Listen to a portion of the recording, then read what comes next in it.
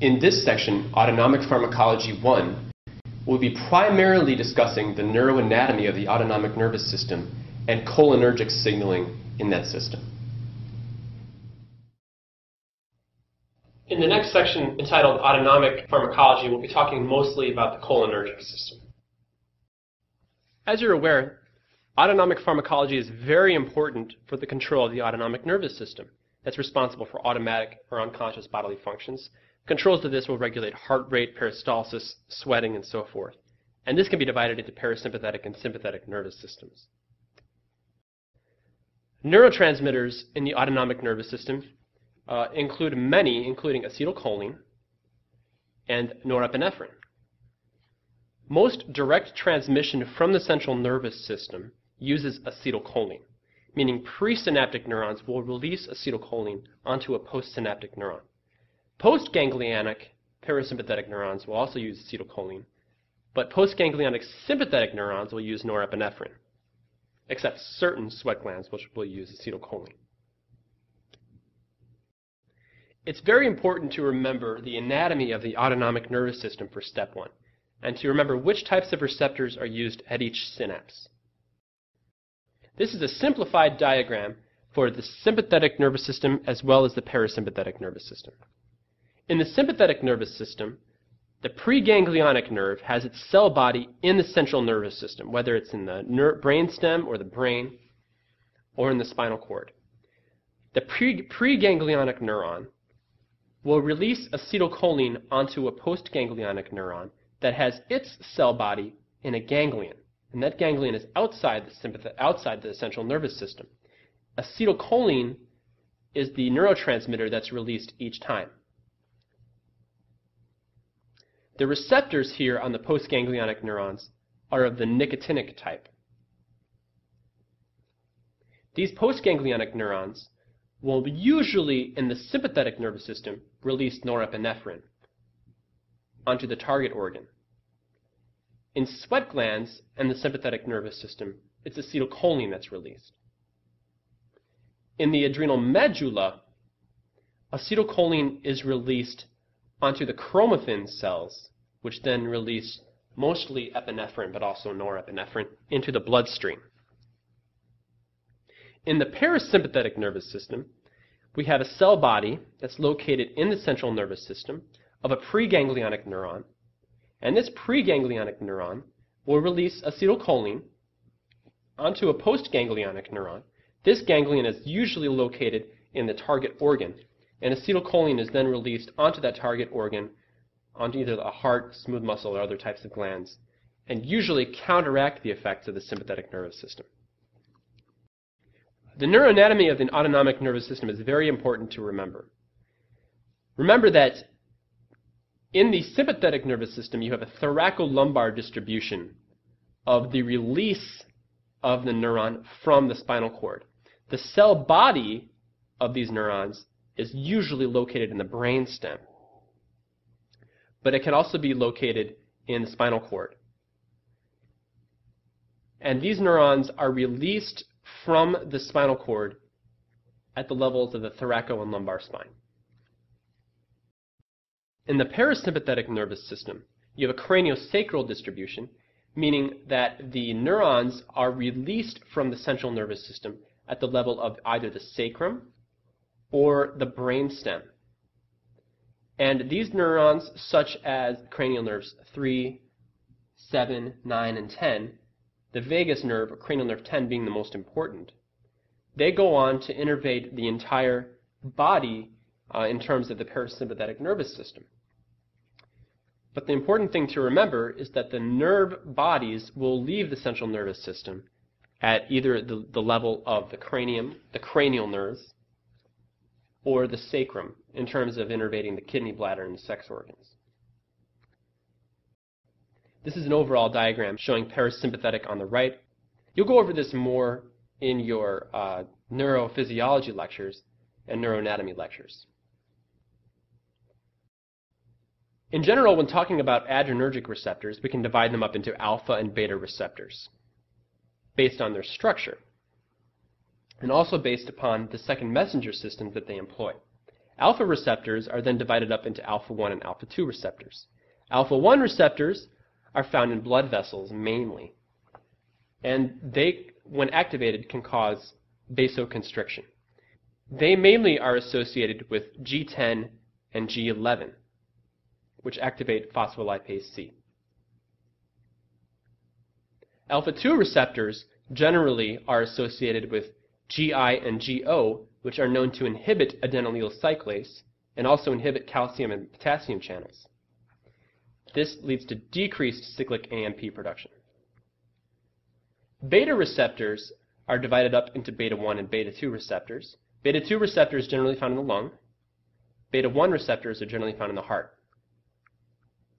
Beta 2 receptors are also found in skeletal muscle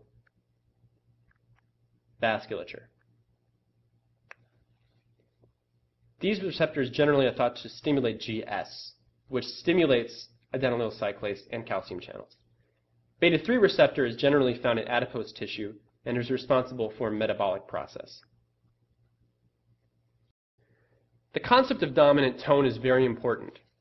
In a certain organ system, you will have a dominant tone, and the dominant tone of that organ system can either be sympathetic or parasympathetic. And each tissue is different. Giving medications such as ganglion blockers, like hexamethonium, trimethophan, or mecamylamine, will have a certain effect on the tissue, and their effect on that tissue will allow you to determine whether the dominant tone in that tissue is sympathetic or parasympathetic.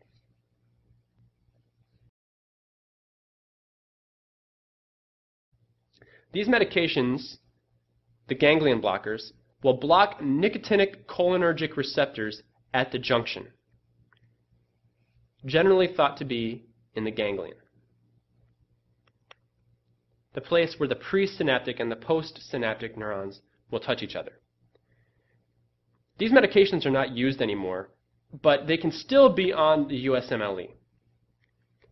Hexamethonium is different than the other two in that it's a non-competitive inhibitor of the nicotinic cholinergic receptor. The effects of the ganglionic blockers will differ based on the tissue. For example, ganglion blockers will cause vasodilation. This means that in vasculature, you have a dominant sympathetic tone, because sympathetic tone causes vasoconstriction, and it's being blocked by the ganglion blocker. They'll also cause an increased heart rate, which means that at baseline, you have a dominant parasympathetic tone in terms of the sinoatrial node. They can also cause mydriasis, reduced GI motility, and urinary retention. And this is a summary slide that talks about what the dominant tone is in different types of tissues. In arterioles and veins, generally there's a sympathetic tone that's active. In the heart, the parasympathetic tone is active, as we already talked about. In the iris, generally, we have a parasympathetic tone that's always active, as well as the GI tract and the urinary bladder. This is why we see the effects that we do with the ganglion blockers. Some other medications that we'll talk about briefly here and get into more detail later are autonomic neurotransmitters. Dopamine and epinephrine fall into that category. Dopamine itself acts at the dopaminergic receptors D1 through 5, as well as beta 1 and alpha 1 receptors.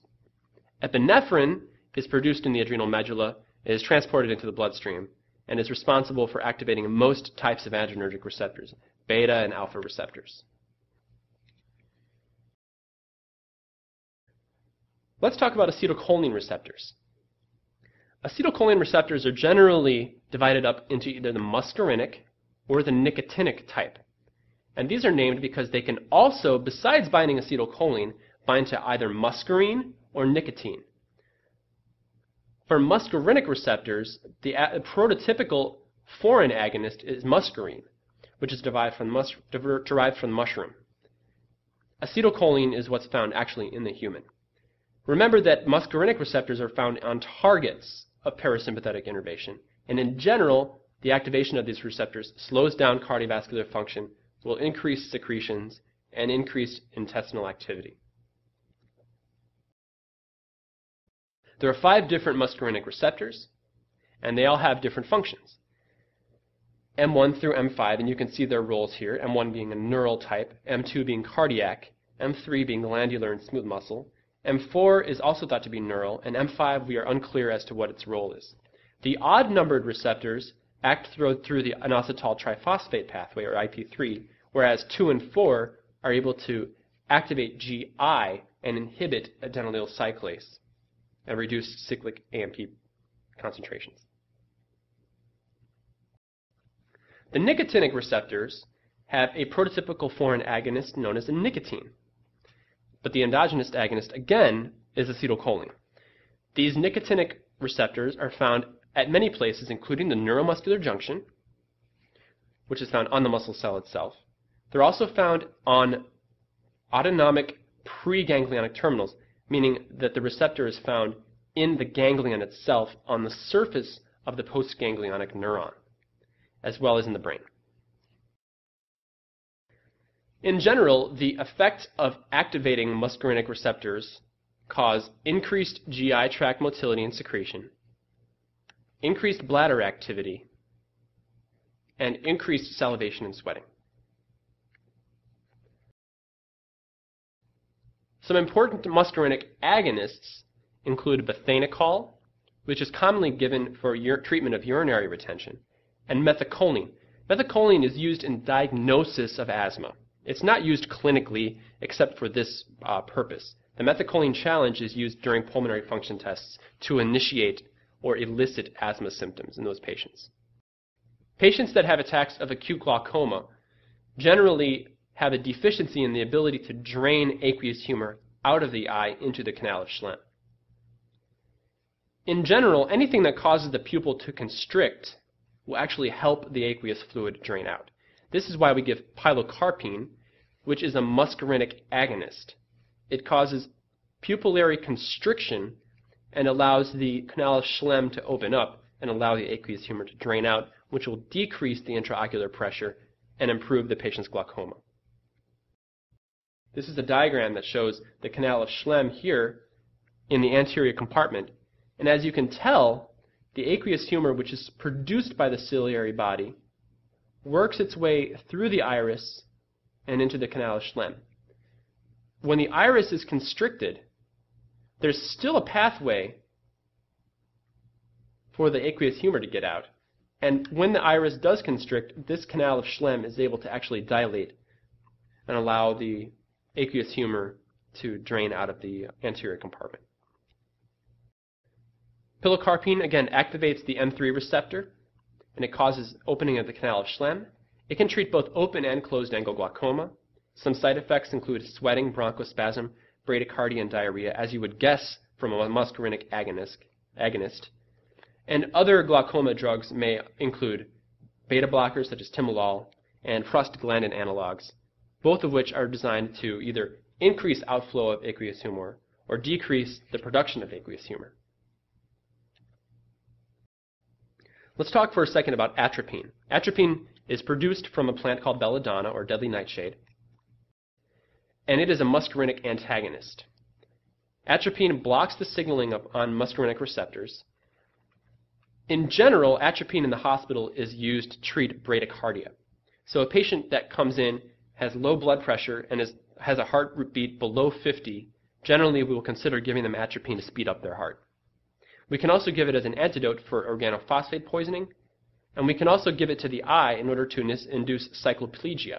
If a patient has iridocyclitis, for example, it's very important to not make the muscles in the iris move, because every time they move, the patient feels extreme pain.